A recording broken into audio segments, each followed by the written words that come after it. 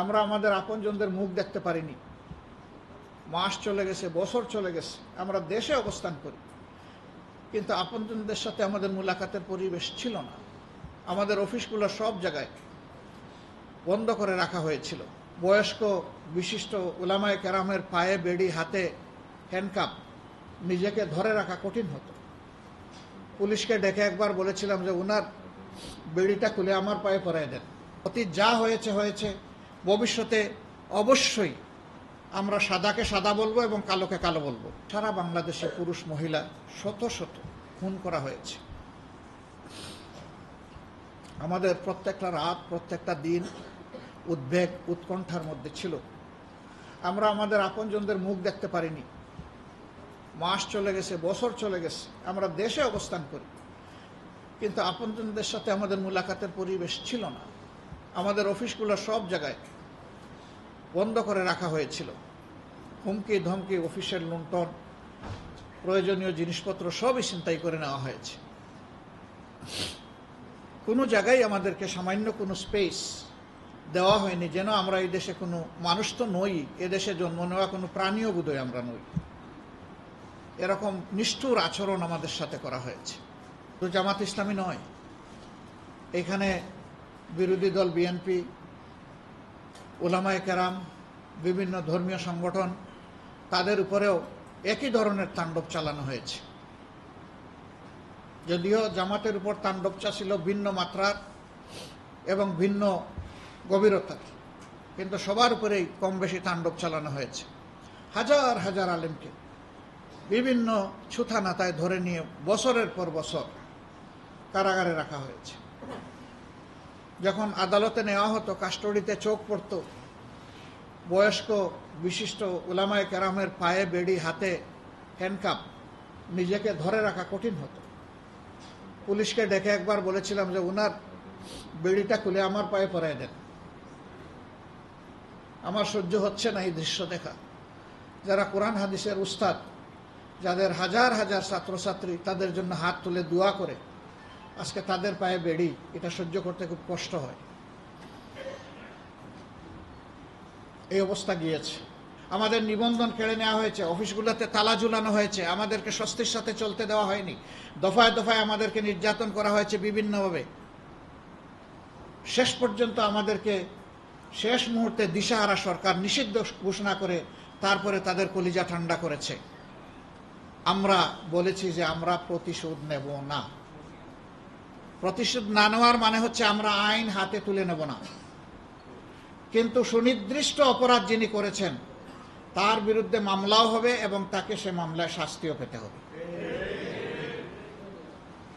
গণহত্যার বিচার করতে হবে, আবার 15.5 বছর ধরে যে সমস্ত অপরাধ করা হয়েছে সেইটারও বিচার করতে হবে। তখন সরকারের প্রধান নির্বাহী থেকে শুরু করে সকলেই তারা বলতেন, এবং এটি আইনের কথা, যে আইন সকলের জন্য সমান, কেউ আইনকে ফাঁকি দিতে পারবেন না। আমরা সেই সমান আইনের প্রয়োগটা এখন দেখতে চাই। তবে এটা ঠিক, এই আইনের আশ্রয় নেওয়ার নামে একজন নিরপরাধ মানুষও যাতে হ্যারাসমেন্টের শিকার না হয় সেইটাও আমাদেরকে খেয়াল রাখতে হবে। আমরা আমাদের সংগঠনের প্রতি আহ্বান জানিয়েছি যে ক্ষতিগ্রস্ত যারাই মামলা করবেন, আইনের আশ্রয় নেবেন, কোনো মানুষের উপর যাতে বেইনসাফি না হয় সেই দিকে তীক্ষ্ণভাবে দৃষ্টি রাখতে হবে।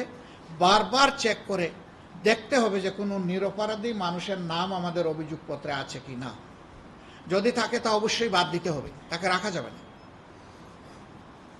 সম্মানিত ভাইয়েরা, এ দেশটা আমাদের সবার। এবারকার এই আন্দোলন শুধু পুরুষের নয়, নারী পুরুষের সবার, শুধু ছাত্রদের নয়, আপামর জনতার। সে আন্দোলনে রাজনৈতিক দল যেমন সম্পৃক্ত হয়েছিল, সিভিল সোসাইটিও সম্পৃক্ত হয়েছে, শিল্পী সমাজ সম্পৃক্ত হয়েছে, শিক্ষকরা নেমে এসেছেন, একেবারে কেজি স্কুল থেকে শুরু করে বিশ্ববিদ্যালয় পর্যন্ত রাস্তায় নেমে এসেছেন। গৃহিণী যাদেরকে বলা হয়, ঘরের আমাদের মা বোনেরা, কেউ বাকি ছিলেন না। ঠিক সমানকালে দেশবাসীর সাথে এই আন্দোলনে প্রবাসী যারা বাংলাদেশিরা ছিলেন তারা অংশগ্রহণ করেছে। তারা অংশগ্রহণ করতে গিয়ে নিগ্রহের শিকারে পরিণত হয়েছে। একটা দেশে 57 জনকে গ্রেফতার করে তাদেরকে যাবজ্জীবন শাস্তি দেওয়া হয়েছে। আমরা এই সরকারের কাছে দাবি জানিয়েছিলাম অগ্রাধিকার ভিত্তিতে তাদেরকে ছাড়িয়ে আনতে হবে। আলহামদুলিল্লাহ, আমরা এই সরকারকে ধন্যবাদ জানাই, তারা এই উদ্যোগ নিয়েছেন। আমরা ধন্যবাদ জানাই ওই দেশের যিনি সরকার তাকেও, যে তারাও তাদেরকে মুক্ত করে দিয়েছেন, মাফ করে দিয়ে। সরকারের কাছে দাবি হচ্ছে এদেরকে এখন মর্যাদাপূর্ণভাবে পুনর্বাসন করতে হবে। শুধু তাই নয়, যারা মিডিয়ায় সমান তালে 15.5 বছর স্বৈরাচারী শাসন ব্যবস্থার বিরুদ্ধে কথা বলেছেন, জনমত সংগঠিত করেছেন, তাদেরকে প্রবাসেও হেরাস করার চেষ্টা করা হয়েছে, তাদের স্বজনদেরকে দেশের বুকে হেরাস করার চেষ্টা করা হয়েছে।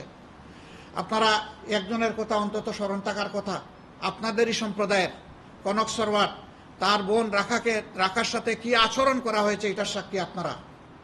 ভাইয়ের অপরাধের জন্য অপরাধী যদি হয়ে থাকে, আমরা এটাকে অপরাধ অবশ্যই মনে করি না, কেন বোনকে শাস্তি পেতে হবে? বাবাকে অ্যারেস্ট করতে এসেছে, পায় নাই, ছেলেকে নিয়ে গেছে, ছেলেকে অ্যারেস্ট করতে এসেছে, পায় নাই, বাবাকে নিয়ে গেছে, মাকে নিয়ে গেছে, বোনকে নিয়ে গেছে। কোন অসভ্য জগতে আমরা ছিলাম? সাংবাদিক বন্ধুগণ, আজকে সময় এসেছে বিভক্ত জাতিকে ঐক্যবদ্ধ করার। অন্যায় অসত্যের বিরুদ্ধে যেমন আমরা সোচ্চার থাকব, ঠিক জাতির এই কাঙ্ক্ষিত পরিবর্তনকে কেউ যাতে ব্যর্থ করে না দিতে পারে, এই জন্য সকলে মিলে আমরা পাহারাদারি করব। এটা একার রাজনৈতিক দলের কাজ নয়, এটা আপামর জনগণের। তবে বিশেষভাবে দায়িত্ব বর্তায় দুইটা সম্প্রদায়ের উপর। একটি হচ্ছে রাজনৈতিক দল কিংবা নেতৃবৃন্দ, আরেকটা হচ্ছে সাংবাদিক সমাজ।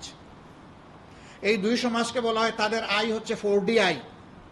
তারা 4 ডাইমেনশনে চতুর্দিক থেকে জাতিকে দেখেন। এই জন্য মিডিয়াকে বলা হয় ওয়াচডগ, বলা হয় জাতির দর্পণ, আর মিডিয়া কর্মীদেরকে বলা হয় তারা হচ্ছেন জাতির বিবেক। আমরা এই জাতির বিবেক বন্ধুদেরকে অনুরোধ করব যে ইনশাআল্লাহ অতীত যা হয়েছে হয়েছে, ভবিষ্যতে অবশ্যই আমরা সাদাকে সাদা বলবো এবং কালোকে কালো বলবো।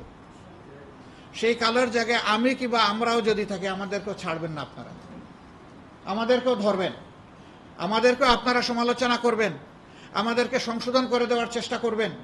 কারণ জাতির জন্য আমরা চিন্তা করি, আমাদের ভুলের কারণে জাতি ক্ষতিগ্রস্ত হোক, এটা আমরা চাই না।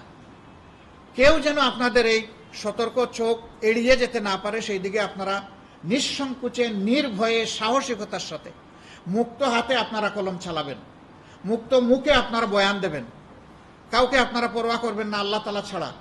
তাহলে ইনশাআল্লাহ আগামীতে আমরা সচেতন, সুস্থ, পরিচ্ছন্ন একটা বাংলাদেশ আশা করতে পারি। আমি